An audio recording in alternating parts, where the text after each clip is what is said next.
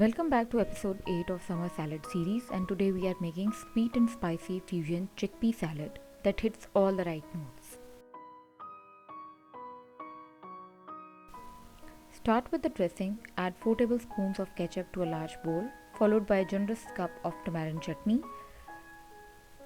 Next, add 2 tablespoons of red chilli sauce for that fiery kick and season it with salt and pepper and adjust it to taste, and then mix it all up until smooth and glossy.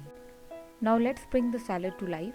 Add 1 cup of boiled white chickpeas, half a cup of red kidney beans, 3/4 cup of a boiled macaroni. Toss in half a cup of chopped cucumber for crunch and 1 full cup of chopped apples for that fresh sweet bite.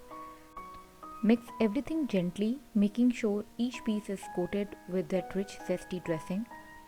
Top it all off with freshly chopped coriander and a sprinkle of chaat masala because flavor is everything. Now pop it into the fridge for 15 to 20 minutes to let those flavors mingle, and then it's ready to serve. There you have it, a bowl full of bold flavors, vibrant colors and healthy goodness. It is perfect for a light lunch.